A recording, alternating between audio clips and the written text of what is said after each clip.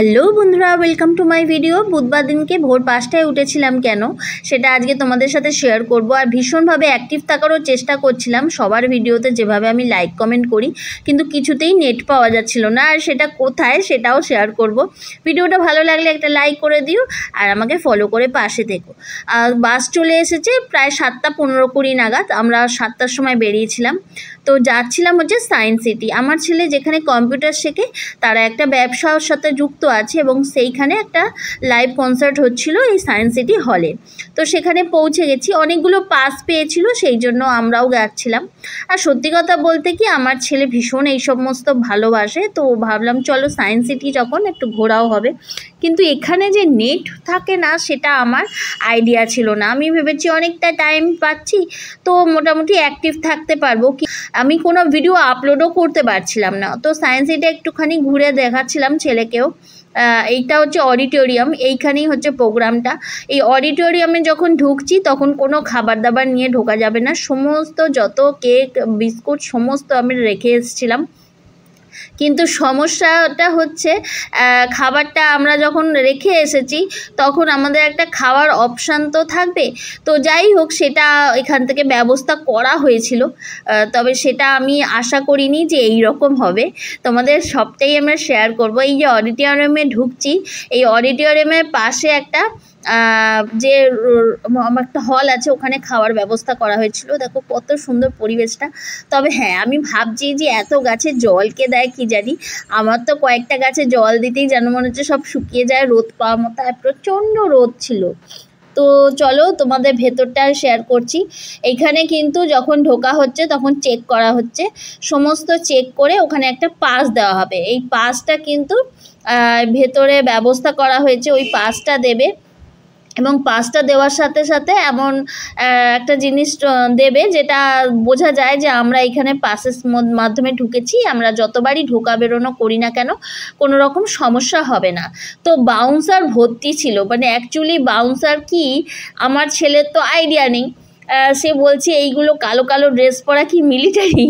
আমি বললাম যে না, একটা বাউন্সার। তো এই দেখো পাসগুলো দেওয়া হচ্ছে এবং এগুলো এখানে কিন্তু জমা দিতে হবে।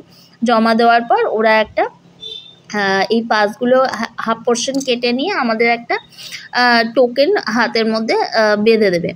তো যাই হোক, প্রচুর বাউন্সার ছিল অ্যাকচুয়ালি, কিন্তু একটা মারোয়ারি ফার্ম, এটা মারোয়ারি কোম্পানি, যেহেতু প্রচুর এই সমস্ত ব্যবস্থা রয়েছে।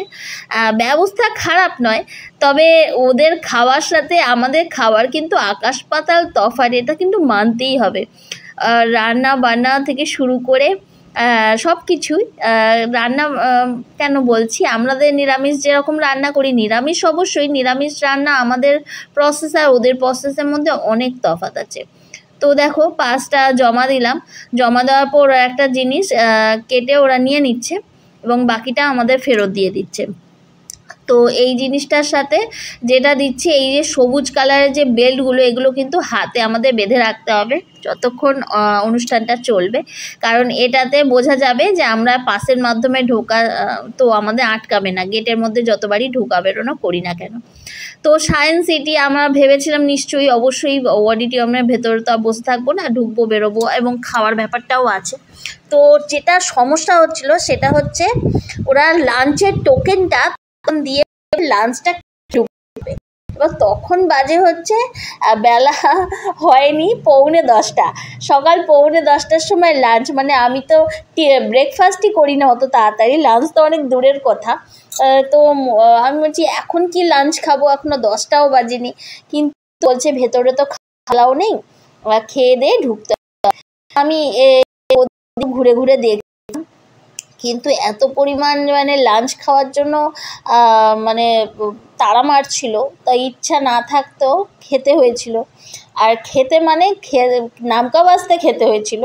এখানে লাইন দিতে বললো, তো এখানে লাইন দিলাম। এখানে কিন্তু ওই টোকেনটা জমা দিলে এক একটা করে খাওয়ার পার্সেল দিচ্ছে। এবার খাওয়ার পার্সেলটা যে দিচ্ছে সেটা এক নম্বর হচ্ছে খিদে থাকলে তবে তো লোকে এইসব ভাত টাত খেতে পারবে, তার মধ্যে আবার নিরামিষ খাওয়া। আমার ছেলে তো খাই না, আমি জানি। প্রথমে নিয়ে চেষ্টা করা হয়েছিল, তবে আমার ছেলে যেহেতু খায়নি আমিও খেলাম না। সত্যি কথা বলতে কি, খিদে থাকলে সব খাওয়া যায়, কিন্তু খিদে না থাকলে না যত ভালো খাবারই হোক না কেন খেতে পারছিলাম না। আর মারওয়াড়িদের আইটেমের সাথে আমাদের আইটেমের মধ্যে তফাৎ আছে, টেস্টেরও তফাৎ আছে নিশ্চয়ই।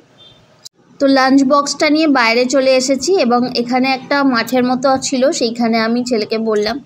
আমার সবচেয়ে ভয় লাগছিল, যেরকম পাতলা ডাল ছিল, এই ডালটা কিন্তু আমার ঘাড়ে পড়ারই টার্গেটটা ছিল।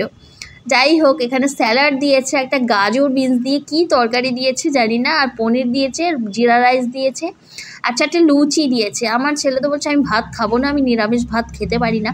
সেখানে আমি বললাম তাহলে লুচিটাই খা, পনিরটাও খায় না, মানে কী যে খাবে ও ভেবেই পাচ্ছে না। তো যাই হোক, আমি বললাম একটুখানি খা, বাকিটা কিনে খেতে হবে, কারণ নিজের খাবারগুলো জমা দিয়ে এসছি, আর এটা তো টোকেন দিয়ে লাঞ্চ দেওয়াই হয়ে গেল, আর তো কোনো দুপুরে কোনো খাওয়ার ব্যাপার নেই, তো কিনে খেতে হবে।